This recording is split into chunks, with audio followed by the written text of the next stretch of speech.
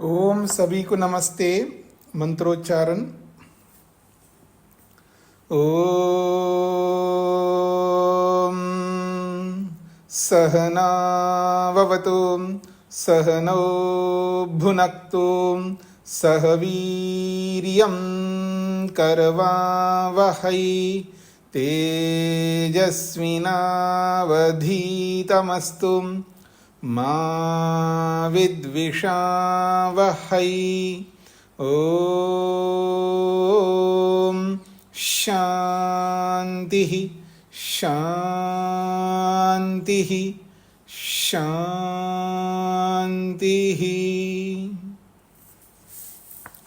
वैशेषिक दर्शन की कक्षा संख्या 83 है। 7वें अध्याय के दूसरे आहनिक को लेकर के चल रहा है। कुछ विशेष बातें चल रही हैं गुणों के संदर्भ में। पिछले प्रसंग में संयोग और विभाग को लेकर के एक विशेष बात कही है। युत सिद्धि अभावात कार्य कारणयोः संयोग विभागो न विद्येते।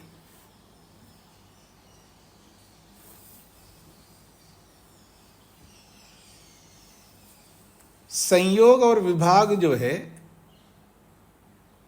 द्रव्याश्रित है, स्वतंत्र नहीं रह सकते, स्वयं अपने आश्रित नहीं रह सकते, या इस बात को ऐसा भी कह सकता हूं स्वयं सिद्ध नहीं है। तो ऐसी स्थिति में ये संयोग विभाग न तो कार्य में रह सकते हैं और न ही कारण में रह सकते हैं। ये इसका भाव है। तो इस 13वें सूत्र को अच्छी तरह आपको समझने के लिए कल बोला था। तो क्या किसी को नहीं समझ में आया हो तो पूछ सकते हैं ताकि मैं आगे बढ़ सकूं।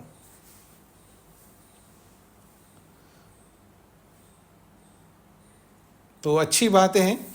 तो मैं आगे बढ़ रहा हूं। पृष्ठ संख्या है 250,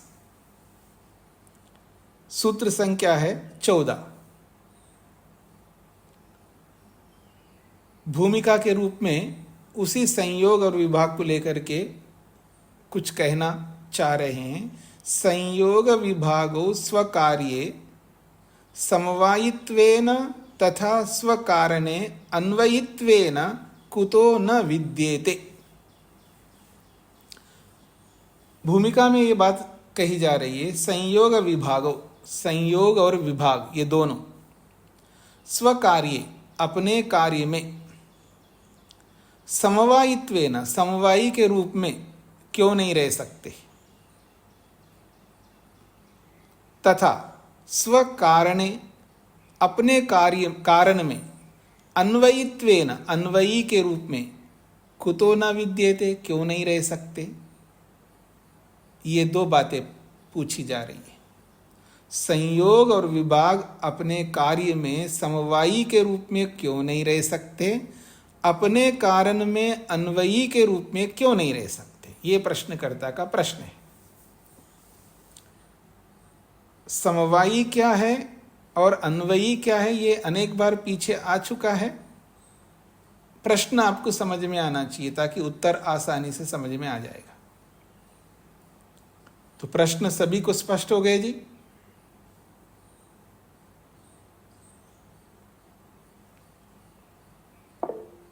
हाँ जी, शकुंतला जी।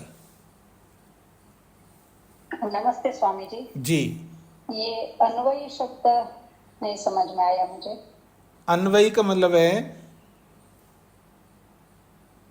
तंतुओं में वस्त्र अन्वित रहता है, अर्थात तंतुओं में वस्त्र विद्यमान रहता है। ये अन्वित रहने का, अन्वयी के रूप में रहने का मतलब ये है। अर्थात तंतुओं से अलग वस्त्र नहीं रह सकता। घड़ा मिट्टी से अलग नहीं रह सकता। इसको कहते हैं अन्वित रहना। तो संयोग विभाग अपने कार्य में समवायी के रूप में नहीं रह सकते। क्योंकि संयोग जो है कारण है और कार्य है संयोग का शब्द। शब्द कार्य है और संयोग विभाग क्या है? कारण है। तो जहां कार्य कारण होता है, जैसे द्रव्य में होता है कार्य कारण, कार्य कारण स्वरूप द्रव्य में भी होता है, गुणों में भी होता है। कर्मों में कारण कारण रहता है लेकिन कार्य नहीं होता है। वैसे कार्य, कर्म के कार्य संयोग है, विभाग है, मतलब कर्म का कर्म कारण नहीं होता, ये मेरा तात्पर्य है। तो जहां कार्य कारण संबंध होता है वहां समवायी भी विराजमान होता है। लेकिन हमारे मन में ये आना चाहिए समवायी वहीं लागू होता है, समवायी कारण या समवायी के रूप में, जब द्रव्य होता है। तो यहां द्रव्य तो है ही नहीं है यहां पर, इसलिए समवायी के रूप में अपने कार्य में नहीं रह सकते संयोग विभाग, क्योंकि संयोग विभाग गुण है और गुण कभी समवायी नहीं बनता। ये सिद्धांत आप पढ़ चुके हैं। एक बात फिर कहा, तथा स्वकारणे अन्वयित्वेन, अपने कारण में अन्वयी के रूप में संयोग विभाग क्या है? कार्य है। संयोग विभाग क्या है? कार्य है। यह अलग बात है, संयोग विभाग शब्द के कारण है, लेकिन संयोग विभाग भी किसी के कार्य है ना। संयोग विभाग किसी के कार्य है। शकुंतला जी, किसके कार्य है संयोग विभाग?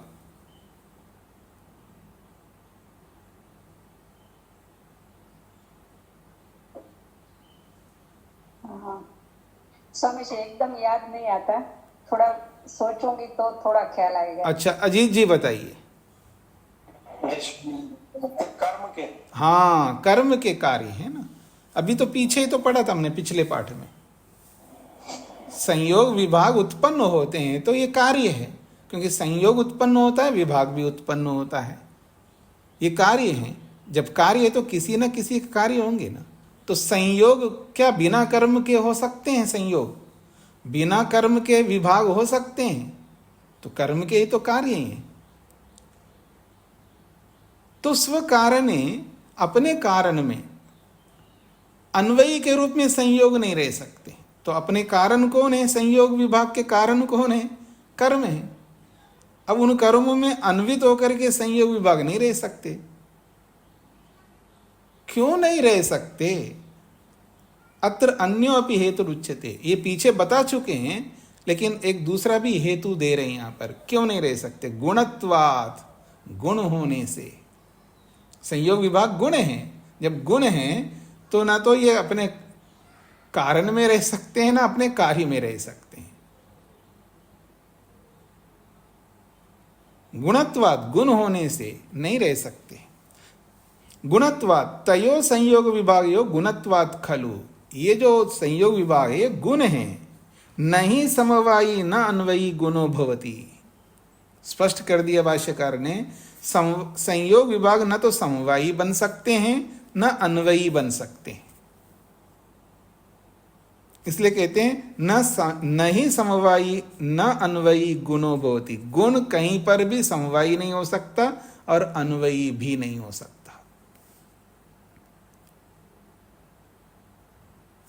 इसका मतलब क्या हुआ जी? अन्वयी कौन हो सकता है, समवायी कौन हो सकता है? द्रव्य ही हो सकता है।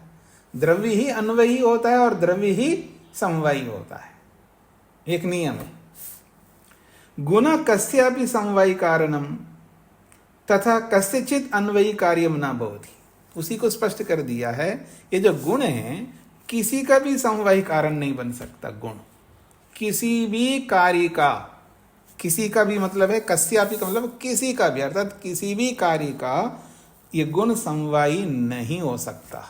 तथा कस्यचित अन्वयी कार्यम न भवति, किसी का भी अन्वयी कार्य नहीं हो सकता।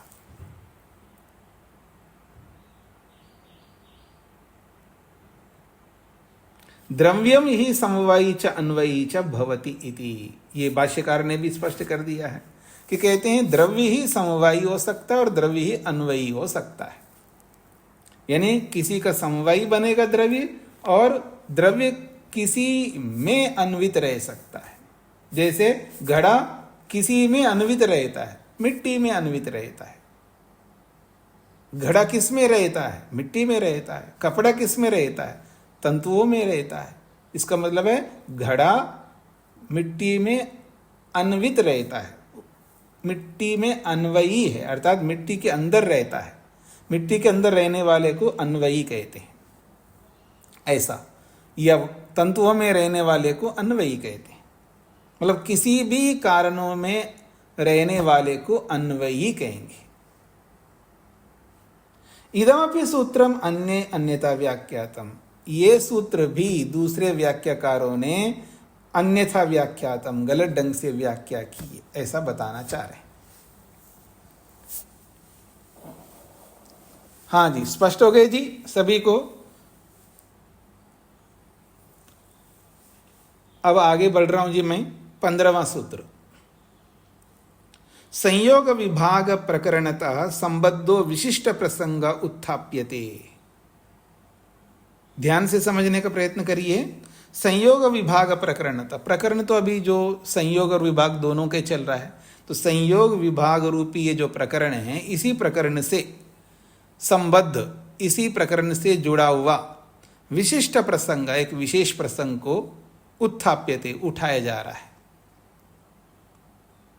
जैसे हम लोग बातचीत करते समय, कुछ मन गुप्तगू करते समय, देखो जी हम बात तो इसके बारे में कर रहे हैं, लेकिन प्रसंगवश हम ये भी बात कर लेते हैं, ऐसे बोलते हैं ना बातचीत में।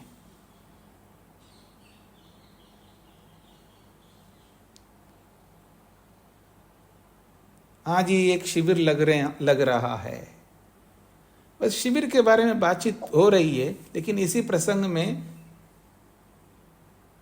शिविर में कितने लोग आएंगे, शिविर में क्या खिलाया जाएगा, जो भी बातचीत हो रही है, अब इसी प्रसंग में कोई दूसरी बात कर लेते हम लोग। तो ऐसे ही कह रहे हैं संयोग विभाग प्रकरण था, संयोग और विभाग के इस प्रकरण से संबद्ध, इससे जुड़ा हुआ, मतलब दूसरी बात तो करो लेकिन बिना सिर पैर की बात नहीं, उससे जुड़ा हुआ होना चाहिए। जिस प्रसंग में बात हो रही उसी प्रसंग से कोई ना कोई लिंक होना चाहिए, निकट का। तो कहते हैं विशिष्ट प्रसंग, विशेष प्रसंग को लेकर के उठाया जा रहा है। क्या? गुणो अपि विभाव्यते, गुणो अपि विभाव्यते, गुणः अपि विभाव्यते। बस कंफ्यूज नहीं होना है, समझना है आप लोगों को, और आसान है समझना, शब्दों में कभी उलझना नहीं है। शब्द मुख्य नहीं है, अर्थ मुख्य होता है। तो दिमाग लगाइए अर्थ में, शब्द में नहीं। मान लीजिए आपको कोई ऐसे जगह पर आप हैं, वहां आपको उनकी भाषा ही नहीं समझ में आ रही है, वो बोल के आ रहे हैं, उनके शब्द कुछ नहीं समझ में आ रहे, लेकिन अर्थ तो समझ में आ रहा है। कोई कोई अर्थ समझ में तो आता है, कुछ तो समझ में आएगा, उसमें दिमाग लगाइए, शब्दों में मत लगाइए। वहां पर जब शब्द समझ में नहीं है तो उसमें नहीं, अर्थ समझ में आ जाएगा, कुछ ना कुछ तो पकड़ में आ ही जाएगा, संकेतों से, हाव भाव से, हाँ, कुछ ना कुछ तो समझ में आएगा। अगर आप शब्दों में उलझोगे तो कुछ नहीं समझ में आएगा। तो इसलिए जब शब्द समझ में आना है तो अर्थ में मन लगाइए। तो कह रहे हैं गुणः अपि विभाव्यते, गुण अपि विभाव्यते, संयोग विभागजन्यः शब्दः, संयोग विभागजन्यः शब्द। शब्द कैसे उत्पन्न होता है? शब्द का कारण कौन है जी? संयोग है, विभाग है, तीसरा और भी एक कारण है शब्द का। संयोग से शब्द उत्पन्न होता है, विभाग से उत्पन्न होता है, और एक और कारण है शब्द को उत्पन्न करने का। अंजलि जी। आचार्य जी, मैंने गलती है, शब्द से शब्द होता है। हाँ जी, ठीक बात है।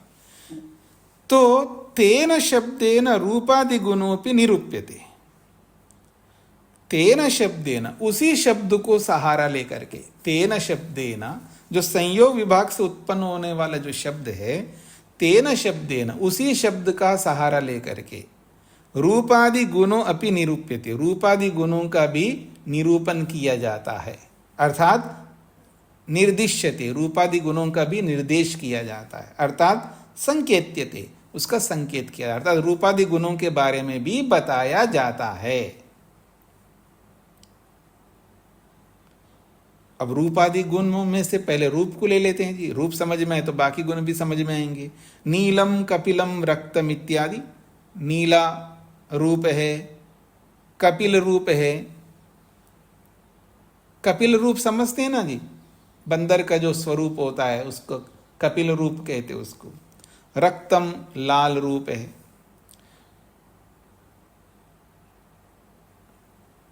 सूत्र में जो अपि शब्द है उसको लेकर गुण को बताते हुए अपि शब्द से कह रहे हैं, अपि शब्दा द्रव्य मात्र वृत्ति प्रतिषेध, द्रव्य मात्र का व्यवहार भी इसका यहां पर खंडन किया जा रहा है, द्रव्य मात्र का भी खंडन कर रहे हैं, केवल गुण को लेकर के नहीं, गुण के साथ साथ द्रव्य का भी खंडन कर रहे हैं, ये इसका तात्पर्य है।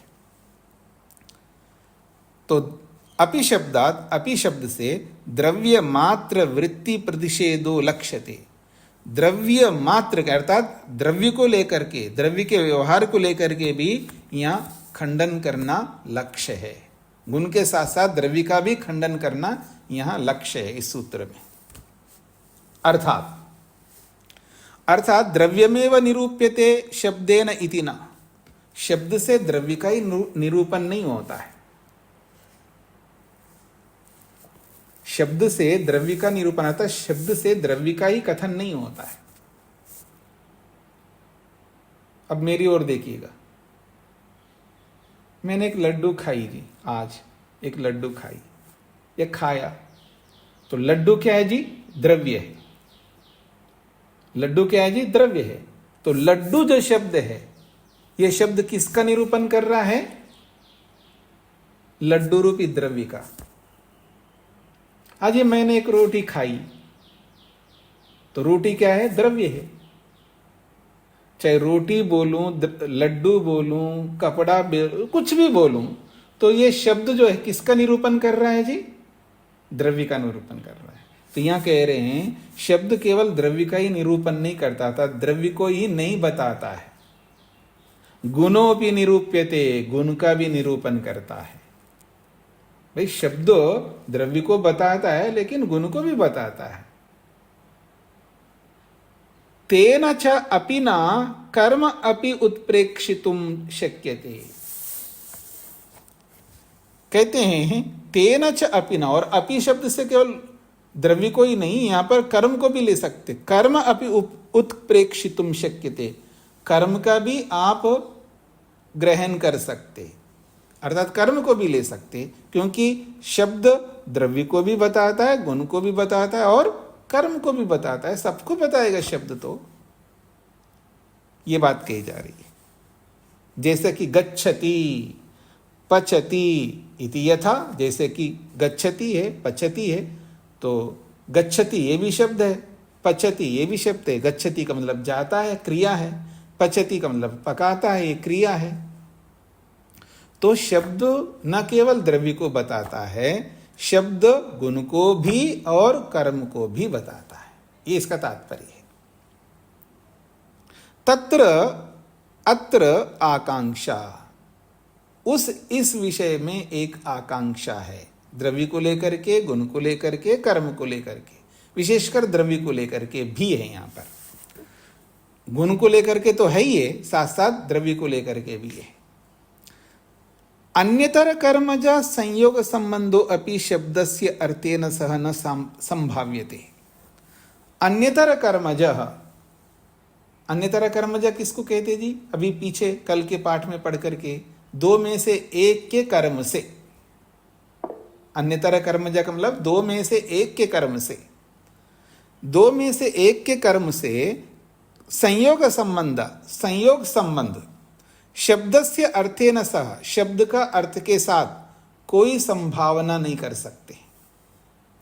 जो शब्द द्रव्य को निरूपण करता है, जो शब्द द्रव्य का कथन करता है, उस द्रव्य का और इस शब्द का परस्पर जो है संयोग संबंध नहीं हो सकता।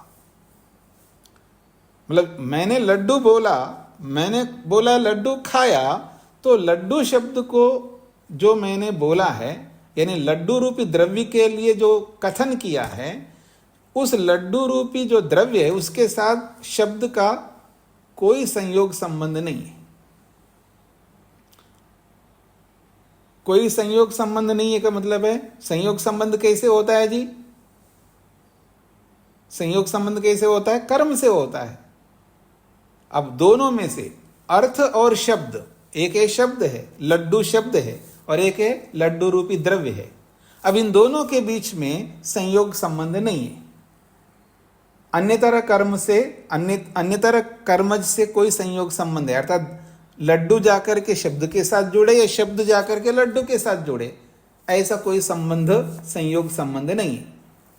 दोनों में से किसी एक के कर्म से संयोग संबंध शब्द और अर्थ के साथ नहीं है, ये बोला जा रहा है।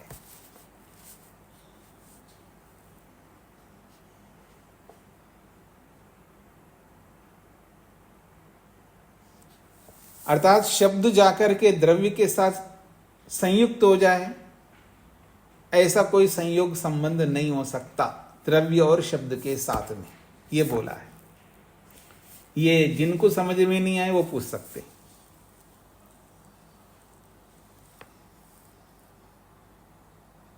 ये कहना चाह रहे हैं,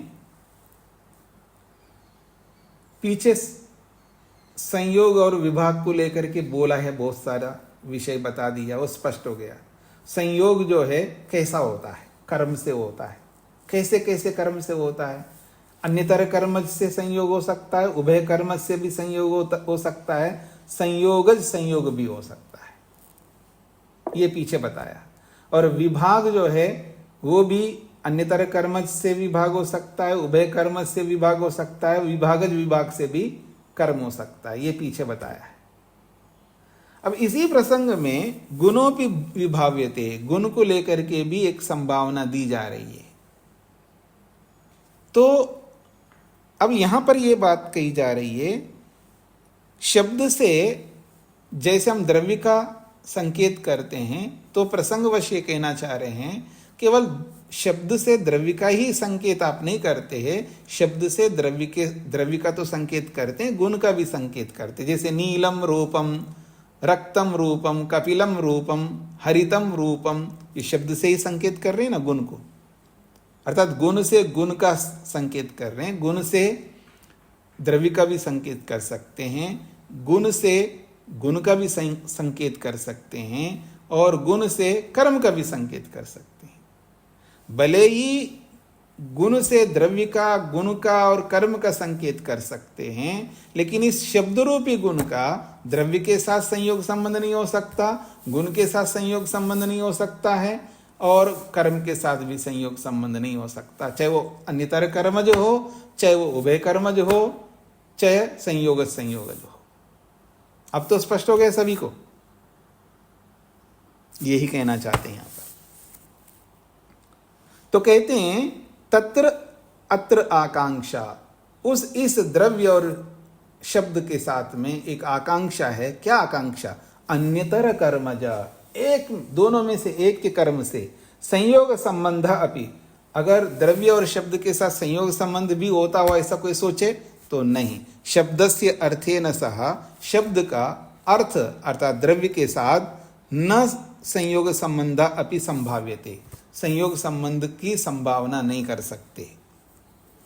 यदि द्रव्यमेव शब्देन निरूप्येता, यदि कोई सोचे कि शब्द से द्रव्य का ही निरूपण हो सकता हो, ऐसा नहीं है। गुण का भी होता है, कर्म का भी होता है, ये बता चुके हैं। तद अन्यतर कर्मजो द्रव्य कर्मजा संयोग संबंध कल्पितुम न संभाव्यते, ये जो न संभाव्यते को अंत में भी जोड़ सकते हैं। तो कहते हैं तदा, ऐसी स्थिति में अन्यतर कर्मजा, एक के कर्म से अर्थात द्रव्य कर्मजा, द्रव्य के कर्म से संयोग संबंध, संयोग संबंध शब्द के साथ कल्पयितुम न शक्यते, ये ना को यहां पर जोड़ सकते हैं। तो ये मेरा सूत्र पूरा हो गया जी। अभी आप में से किसी को समझ में नहीं आया हो तो पूछ सकते हैं। हाँ जी, राजगोपाल जी।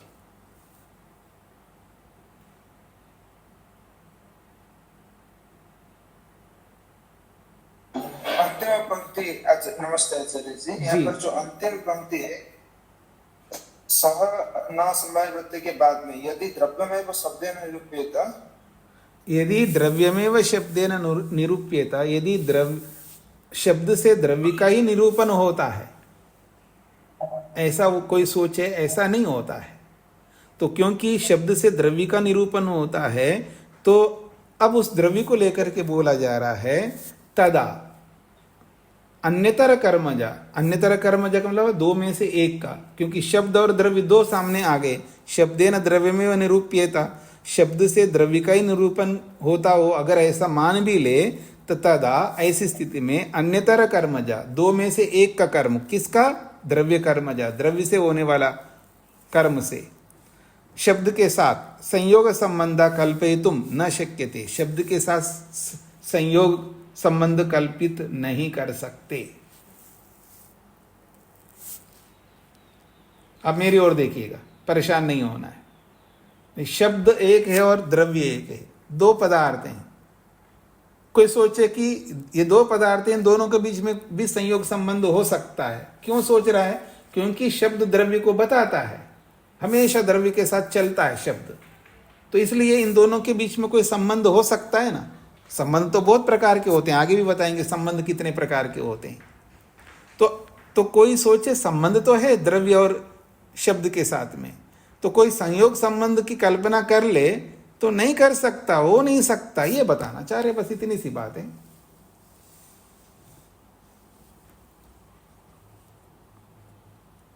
हाँ जी, और किसी कुछ समझ में नहीं आया तो पूछ सकते हैं।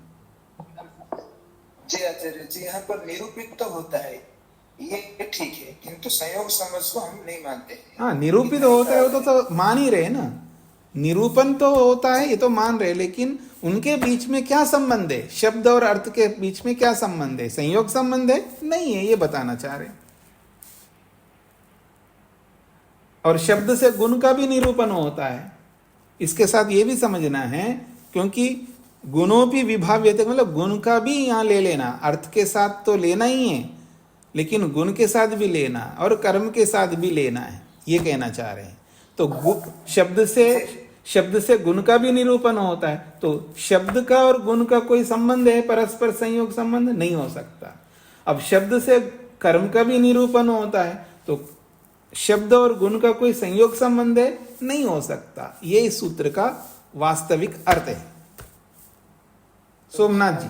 आचार्य जी, दुनिया में जो सब जो भी है वो द्रव्य गुण कर्म इनमें ही आएंगे बाध्य, इससे ज्यादा और कुछ नहीं है। क्या पूछना चाहते हैं आप, फिर बोलिए। जी, जैसे नाम को मान लेते हैं, तो ये क्या होगा? द्रव्य में आएगा, गुण में, या कर्म, किस में आ सकता है इनमें से? नहीं, प्रश्न क्या आपका? नाम क्या मतलब? नाम संज्ञा?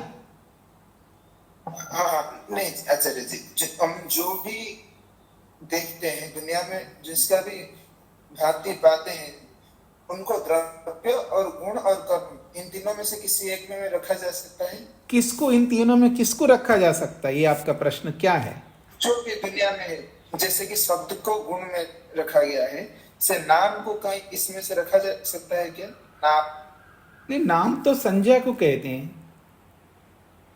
संज्ञा, वो गुण नहीं हो सकता है।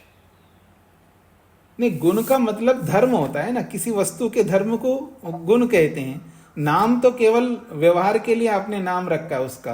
अब आप कह सकते हैं राजपाल एक नाम है, संज्ञा है, इसको गुण में रखेंगे या द्रव्य में रखेंगे, कर्म में रखेंगे, ये पूछना चाहते हैं। किसी में नहीं, किसी में नहीं रख सकते इसको। ये तो केवल व्यवहार करने के लिए आपको नाम दिया है। जी जी, सोमनाथ जी को क्या कहना है? और स्वामी जी नमस्ते। जी। और संयोग संबंध वही गुण और द्रव्य का समझ में आया था, वो जो कर्म का कैसा उदाहरण है तो नहीं, संयोग संबंध द्रव्य और गुण का नहीं है, ये समझ में आ गया आपको। जी और गुण के साथ भी संयोग संबंध नहीं है, ये समझ में आ गया। जी। तो जब गुण के साथ संयोग संबंध नहीं है तो कर्म के साथ भी गुण का संयोग संबंध नहीं है। आप जैसे बोला ये एक लड्डू लाओ, ये ऐसा बारे में बोला, ये कर्म होता है उधर? ऐसा है, लड्डू शब्द से हम लड्डू को संकेत करते हैं ना। जी शब्द से मतलब जैसे सोमनाथ एक व्यक्ति है तो मैं संकेत कर रहा हूं शब्द से, सोमनाथा ये शब्द है, इस शब्द से मैं आपको संकेत कर रहा हूं। तो ऐसे गुण को भी संकेत करता हूं। रूप जैसे लाल, शब्द से लाल को, लाल रंग का संकेत करता हूं। ऐसे शब्द से उत्क्षेपणम, उत्क्षेपण कर्म का भी संकेत करता हूं। शब्द से गुण को भी, शब्द से द्रव्य को भी, शब्द से कर्म को भी संकेत करते हैं। संकेत का मतलब निरूपण करते हैं, बताते हैं, ऐसा कह सकते हैं। संकेत होता है मगर संयोग संबंध नहीं हो सकता है जो आप बोलते हैं जी। वो कैसा? अच्छा, अब संयोग संबंध कैसे होता है, किसको संयोग किसको कहते हैं, ये आपको समझना है ना। संयोग कब होता है? जुड़ने से और विवाह किसके जुड़ने से?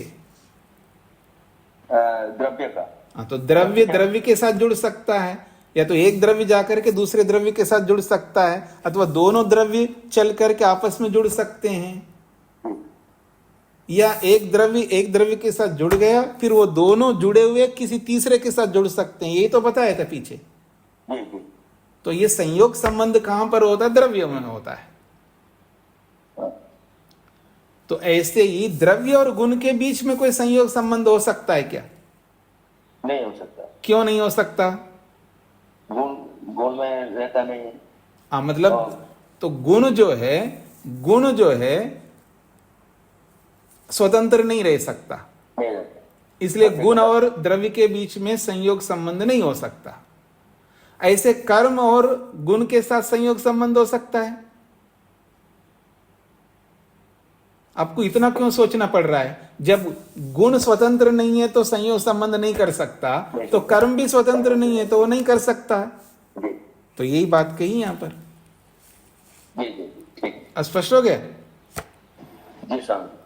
अच्छा, और किसी को कोई समझ में नहीं आया तो अभी पूछ सकते हैं, नहीं तो आगे बढ़ रहा हूं मैं। अब प्रश्न कर रहे हैं कि, प्रश्न नहीं बस उत्तर दे रहे हैं आगे और समझा रहे इस बात को। निष्क्रियत्वाद और स्पष्टीकरण दे रहे हैं क्यों नहीं हो सकता संयोग संबंध। निष्क्रियत्वाद रूपादि गुणेन सह शब्दस्य संबंध शब्द कर्मजन्य संभाव्येता अत्र उच्यते। रूपादि गुणेन सह शब्दस्य संबंध, रूप रस आदि गुणों के साथ में शब्द का जो संबंध है वो संबंध शब्द कर्मजन्य, शब्द कर्म से, शब्द के कर्म से संभावना की जा सकती है। तो अत्र उच्यते, उसका उत्तर दे रहे हैं। शब्दस्य निष्क्रियत्वात् कथम स्यात् कथमपि न स्यात् इत्यर्थः। शब्द स्वयं निष्क्रिय है तो फिर संबंध कैसे हो जाएगा? गुण जैसे रूप गुण के साथ शब्द का संयोग संबंध की कल्पना कोई कर सके या कर ले, रूप गुण के साथ शब्द का संयोग संबंध की कल्पना करें तो रूप गुण के साथ शब्द जाकर के संयुक्त तो होता है, ऐसा कोई कल्पना करे? नहीं कर सकता। क्यों नहीं कर सकता? शब्द निष्क्रिय है। इसलिए जब निष्क्रिय है तो वो कैसे कर्म करके जाएगा? शब्द निष्क्रिय द्रव्य कैसे कर्म करेगा? नहीं कर सकता। तो जब निष्क्रिय है, कर्म नहीं कर सकता, तो संयोग संबंध कैसे होगा? संयोग संबंध कर्म होने पर होगा और ये शब्द कर्म कर नहीं सकता। तो गुण के साथ, किसी भी गुण के साथ संयोग संबंध को कैसे प्राप्त होगा? शब्द। ये बात किनको नहीं समझ में आए वो पूछ सकते हैं। राजगोपाल जी। जी आचार्य जी, यहाँ पर जो शब्द के साथ संबंध होता है कोई वस्तु का, वो क्या होता है? संबंध तो है, वो छोड़ दीजिएगा, वो प्रश्न नहीं यहाँ पर। यहाँ संयोग संबंध की बात हो रहा है, उतनी बात करिए, उलझाना नहीं दूसरों का। मुझे हाँ जी, शकुंतला जी। हाँ, नमस्ते स्वामी जी। जी। जैसे शब्द का गुण के साथ, रूपादि गुण के साथ संबंध नहीं होता है, तो उसी तरह गुण का भी तो गुण के साथ संबंध नहीं होता ना, संयोग संबंध। तो शब्द भी तो गुण है ना। हाँ, इसी तरह नहीं होता ना उनका भी। तो शब्द का गुण के साथ संयोग संबंध नहीं होता है तो किसी भी गुण के साथ नहीं होगा। जी जी जी। हाँ जी, सभी को समझ में आ गया जी। तो रूपादि गुण के साथ शब्द का संबंध अगर कोई कल्पना करे तो शब्द का ही, शब्द मान लो शब्द जैसे मैं बोल रहा हूं तो आप तक आकर के सुनाई दे रहा है, आपको ऐसा लगता है कि शब्द जो है कर्म करता हुआ आपके पास जा रहा है, इसलिए आपको सुनाई दे रहा है, ऐसा कोई कल्पना कर सके तो कह रहे नहीं, शब्द निष्क्रिय है, शब्द निष्क्रिय है, शब्द कर्म नहीं कर सकता। अच्छा भला क्यों नहीं कर सकता? मेरा प्रश्न है, इन्होंने कह दिया कि शब्द निष्क्रिय है, उसमें कर्म नहीं होता है। जब मैं प्रश्न करता हूं ना, सबसे पहले एक हाथ खड़ा होता है। मैं उनसे जानबूझ करके पूछता नहीं क्योंकि उनको आता है। ममता जी, जब भी कोई प्रश्न आता है कभी भी, सबसे पहले उनका हाथ खड़ा होता है। हम शिदबत ब्राह्मण पढ़ते हैं, वहां पर सबसे पहले प्रश्न करते, सबसे पहले एक और व्यक्ति हैं, उमा जी, तुरंत हाथ खड़ा करती है। 2 कक्षाएं हैं तो 2 कक्षा में ये लोग हैं, तुरंत हाथ खड़ा होता है। क्यों उनका हाथ खड़ा होता है? क्योंकि वो आवृत्ति करते हैं, वो दोहराते हैं, वो कक्षाओं को उपस्थित रखते हैं।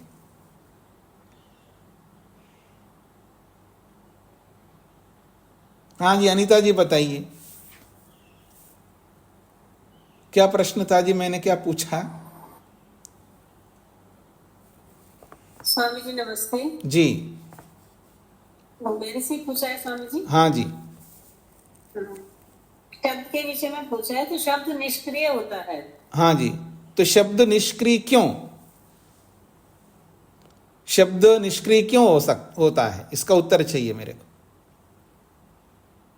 शब्द भी गुण है स्वामी जी। हाँ, तो गुण है, ठीक है, लेकिन शब्द निष्क्रिय क्यों? जब तक वो कर्म में नहीं आएगा। यही मेरा प्रश्न है। नहीं आएगा, मेरे को भी पता है, क्यों नहीं आएगा ये मेरा प्रश्न है। शब्द निष्क्रिय क्यों?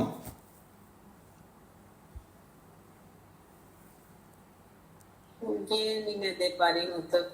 हाँ, तो देना आना चाहिए ना, तो पूरा वैशेषिक पढ़ चुके हैं।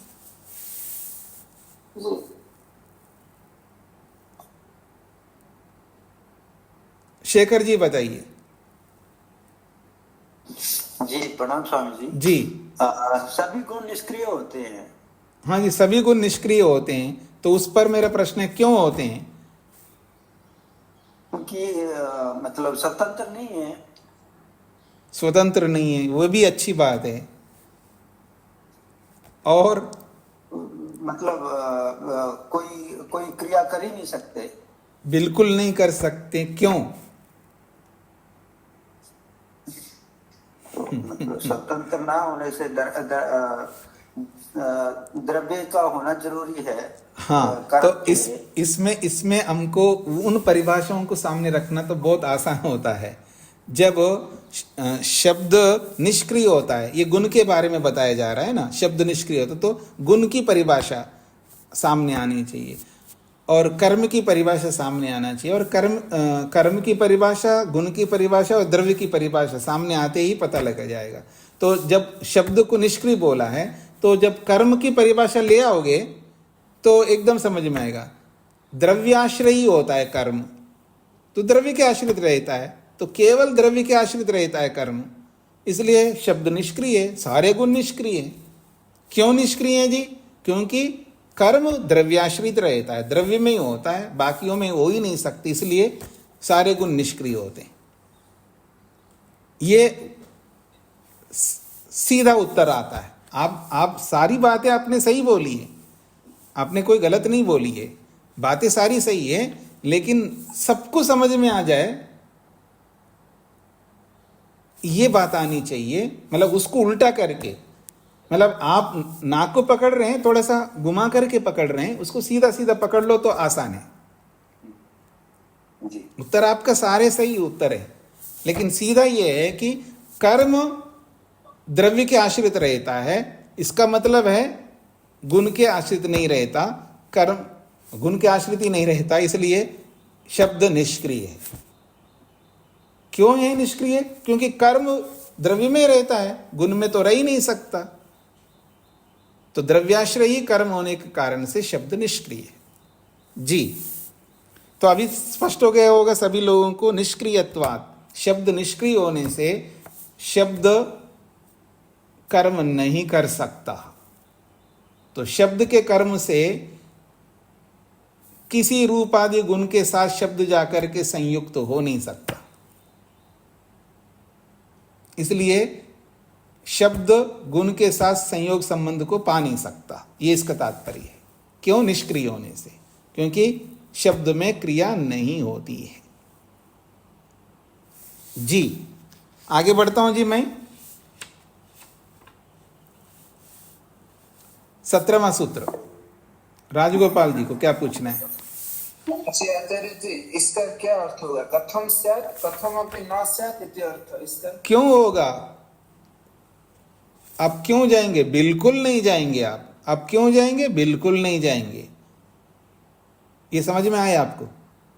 आप क्यों जाएंगे जी?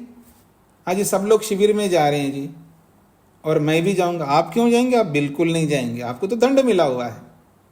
आप क्यों जाएंगे? आप बिल्कुल नहीं जाएंगे। ये बात समझ में आ गई? हिंदी का वाक्य क्या समझ में? आप क्यों जाएंगे? बिल्कुल नहीं जाएंगे।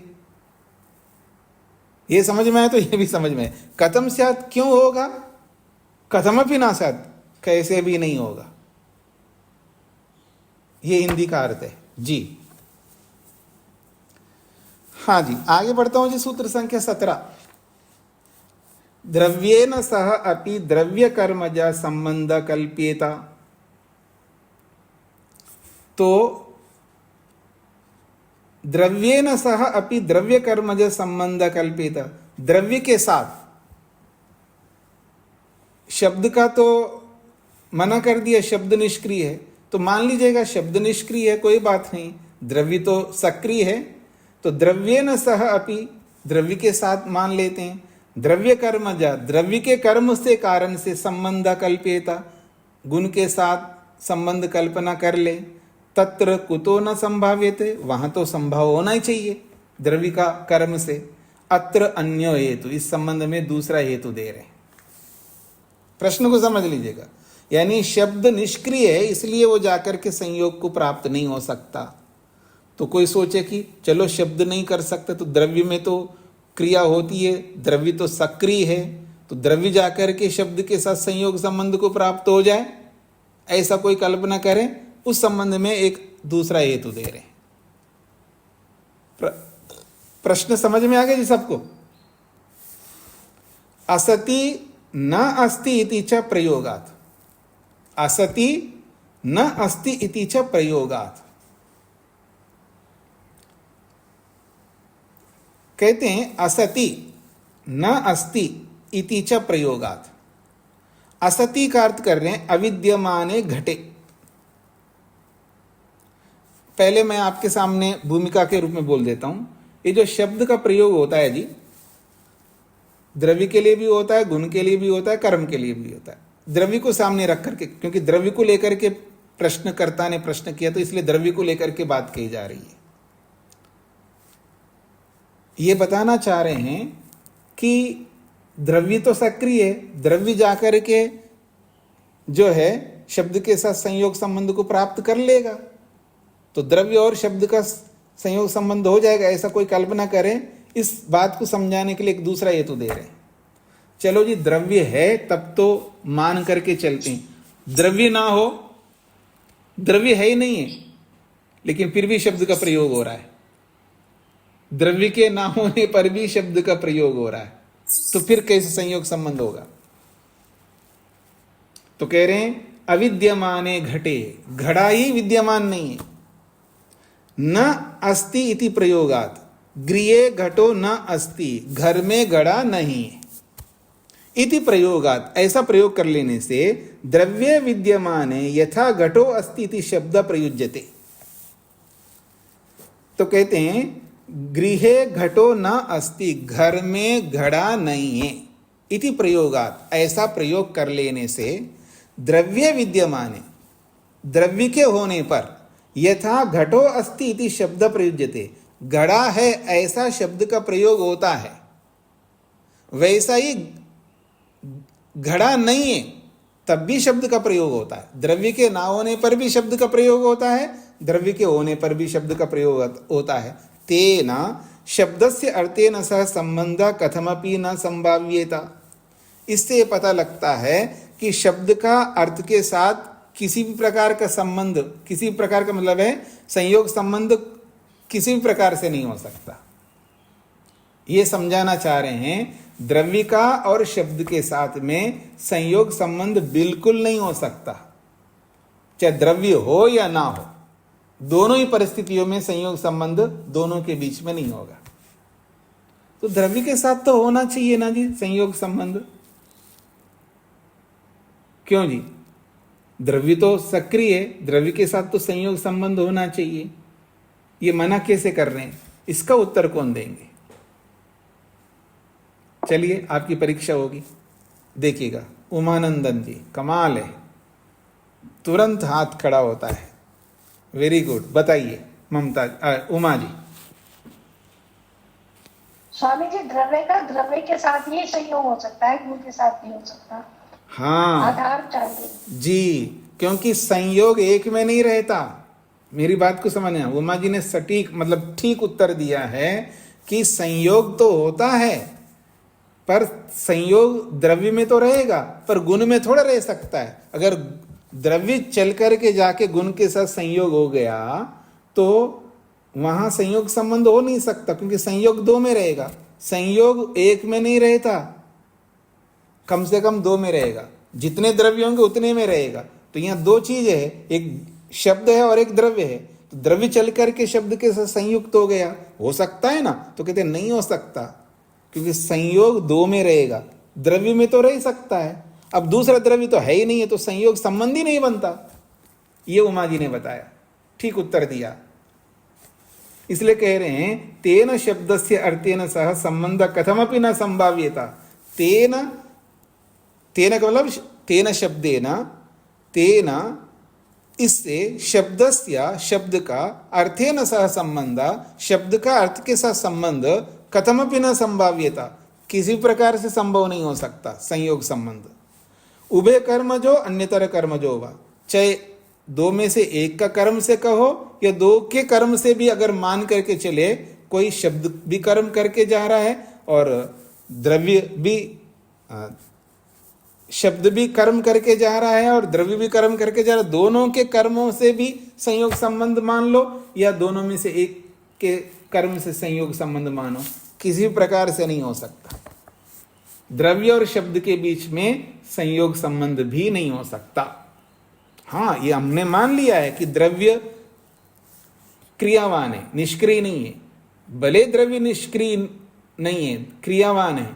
द्रव्य तो कर्म करके जा रहा है, लेकिन जोड़े किसके साथ, संयुक्त किसके साथ हो? गुण के साथ तो हो नहीं सकता।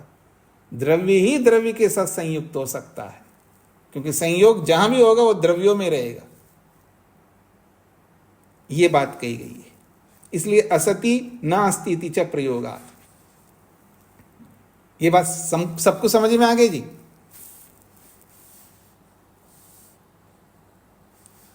अब इसका क्या कहते हैं, उपसंहार के रूप में बता रहे हैं। तस्मात्, इसलिए शब्द शब्दार्थौ असंबद्धौ, शब्द और अर्थ संबंध नहीं हो सकता, शब्द और अर्थ के बीच में संयोग संबंध नहीं हो सकता। शब्दार्थो असंबद्धो, शब्द और अर्थ जो है असंबद्ध रहते हैं, अर्थात संयुक्त नहीं रहते हैं। शब्दार्थो खलु उभय कर्मज संबंधेन अन्यतर कर्मज संबंधेन च रहितो, शब्द अर्थ जो है चाहे उभय कर्मज बोलो आप, अन्यतर कर्मज बोलो, लेकिन शब्द और अर्थ के बीच में संयोग संबंध रहित है, यानी दोनों के बीच में संयोग संबंध नहीं हो सकता।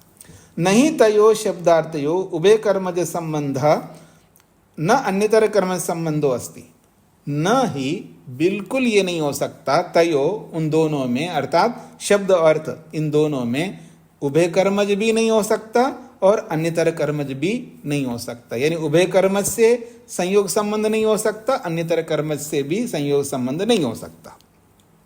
अथच एक और बात, संबंध अभाव कथनात्, दोनों के बीच में संयोग संबंध का अभाव बोलने से समवाय संबंध से अपि प्रतिषेधो लक्ष्यते, समवाय संबंध का भी प्रतिषेध लक्षित होता है। यहाँ पर शब्दार्थयो, शब्द और अर्थ के बीच में, शब्द और अर्थ के बीच में समवाय संबंध भी यहाँ खंडित होता है, शब्द और अर्थ के बीच में समवाय संबंध भी नहीं होता है। एवं शब्दार्थयो परस्परम न संयोग संबंधो न च समवाय संबंधो अस्ति, इस प्रकार से शब्द और अर्थ के बीच में परस्पर न तो संयोग संबंध होता है और न समवाय संबंध होता है। देखिए शब्द से यहां पर जो हम उच्चारण करते हैं ना, उस शब्द को लेकर के बोला जा रहा है। यद्यपि शब्द एक गुण है, गुण का द्रव्य के साथ समवाय संबंध रहता है, लेकिन यहां जो बोला जा रहा है हमारे बोले जाने वाले शब्द का और उस द्रव्य के साथ कोई समवाय संबंध नहीं है, ये कहना चाह रहे हैं। क्योंकि शब्द उत्पन्न होता है, समाप्त होता है। समझ में आ गई जी आपको? जैसे मैंने बोला लड्डू, अब लड्डू रूपी द्रव्य का और जो लड्डू जो शब्द है, इसका कोई समवाय संबंध है क्या जी? ये बताना चाह रहे हैं, ये नहीं होता है। हाँ जी, जिनको नहीं समझ में आया वो पूछ सकते हैं। राजगोपाल जी। आचार्य जी, गुण का तो कभी भी समवाय संबंध नहीं होता है ना? क्यों नहीं हो? समवाय संबंध तो गुण और द्रव्य का तो समवाय संबंध होता ही है ना। गुण कहाँ रहते? द्रव्य में तो रहते हैं। हाँ, होता ही है, लेकिन यहाँ जो बोला जा रहा है ना, इसलिए अब कंफ्यूज ना हो, इसलिए मैं अपनी ओर से पहले से बताया। आपको ये समझना, जो मैं बोलता हूँ शब्द, मैं जो भी बोल रहा हूँ, ये बोले हुए शब्द राजगोपाल ऐसा बोला है मैंने संस्कृत में, राजगोपाल। तो ये राजगोपाल जो शब्द बोला, इस शब्द का और आप रूपी वस्तु के साथ कोई समवाय संबंध है क्या? बोलो, सिर मत हिलाइए, बोलिए। नहीं है? नहीं, बस यही कहना चाह रहे हैं। हाँ जी, तो इन बातों को समझ लीजिएगा, ये बार बार इनको पढ़ना पड़ेगा आपको। जो अभी आज बहुत कम पढ़ा हमने, 14, 15, 16, 17 और 18, 14 से लेकर 18 तक इन जो सूत्रों को हमने पढ़ा है, इनको अच्छी तरह समझ लीजिए। एक बार नहीं पढ़िए, इसको अनेक बार पढ़िए।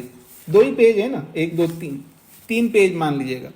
इनको अच्छी तरह बार बार पढ़ लीजिएगा, ताकि आपको दिमाग में, मन के अंदर बिठा के रखना है इसको। शेखर जी। जी स्वामी जी, जो आप कह रहे हैं, जो हम शब्द बोल रहे हैं जी, और जो शब्द गुण शब्द है, उसमें तो क्या अंतर है? इसी शब्द को ही तो हम शब्द गुण बोल रहे हैं ना? हाँ जी, शब्द गुण तो बोल रहे हैं। देखिए, शब्द गुण का समवायी कारण तो आकाश है जी, ठीक है ना। लेकिन जब हम बोलते हैं, जैसे मैंने शेखर ऐसा बोला, ये जो शब्द है, इस शब्द का और आप रूपी द्रव्य के साथ में कोई समवाय संबंध थोड़ा है। ये तो शब्द उत्पन्न हो गया, समाप्त हो गया जी। आकाश ही सिर्फ समवायी कारण हो सकता है, शब्द का बाकी हाँ, कुछ भी नहीं हो सकता। जी जी, बिल्कुल बिल्कुल। जी जी स्वामी जी, बिल्कुल आपने ठीक पकड़ लिया। हाँ जी, और किसी कुछ पूछना है जी? मेरा ये कहना था, ये जो आज पाठ हमने पढ़ा है, इनको अच्छी तरह 1 बार 2 बार 3 बार जितने बार आपको समय मिले उतने बार दोहराइएगा, ताकि आपके मन में बैठना चाहिए सब बातें, नहीं तो आगे जाकर के कंफ्यूज हो जाएंगे। क्योंकि गुणों को लेकर के, द्रव्यों को लेकर के, कर्मों को लेकर के आप जितने बार विचार करो ना उतना ही कम है। जैसे हम लोग बोला करते हैं आप ईश्वर को बहुत कम जानते हैं, आपका मतलब हम लोग प्रवचन में बोलते हैं लोगों के लिए, आप ईश्वर को बहुत कम जानते हैं। नहीं जी मैं बचपन से ईश्वर का भक्त हूं, मैंने बहुत भक्ति किया है, मेरा सारा जीवन भक्ति में गया। कितना ही गया होगा आपका जीवन, आप ईश्वर को बहुत कम समझते हैं। जितना लड्डू को समझते हो ना, जिलेबी को समझते हो, जितना आप गोलगप्पे को समझते हो, कपड़ों को समझते हो, पैसे को समझते हो, भगवान को नहीं समझते। आप जीवन भर आपने भक्ति की होगी, अच्छी बात है, मैं मना नहीं कर रहा हूं, उस भक्ति के लिए मैं सलाम करूंगा, लेकिन आप बहुत कम जानते हैं भगवान को। इसलिए भगवान को जितना ज्यादा जानो उतना ही कम है। अनंत भगवान है, इसलिए उसको बहुत जानना होगा। ठीक इसी प्रकार से मैं अब बदल रहा हूं अपने विषय को। द्रव्य गुण और कर्म को इतना जानिए, इतना पढ़िए, इतना पढ़िए, मन के अंदर घर कर जाना चाहिए। जैसे मैं बोलूं आपके रोम रोम में द्रव्य गुण कर्म रहना चाहिए। द्रव्य, आंख मीच करके द्रव्य की परिभाषा सामने आ जानी चाहिए। आंख मीचने से ही गुण की परिभाषा सामने आनी चाहिए। आंख मीचते ही कर्म की परिभाषा सामने आनी चाहिए। पर कर्म की परिभाषा मात्र केवल शब्द नहीं, वो तोता रटंत वाले शब्द नहीं, उसका मीनिंग भी समझ में आना। गुण का व्यापक स्वरूप, द्रव्य का व्यापक स्वरूप, कर्म का व्यापक स्वरूप सामने आना चाहिए, ताकि कहीं पर भी कंफ्यूजन ना हो, हतप्रभ नहीं होना चाहिए इन चीजों को लेकर के। ऐसा दिमाग में बिठाना है। उसके लिए आवृत्ति करिएगा, स्वाध्याय करिएगा। ठीक है जी, इसको यहीं पर विराम करता हूं मैं। ओम शांति शांति शांति।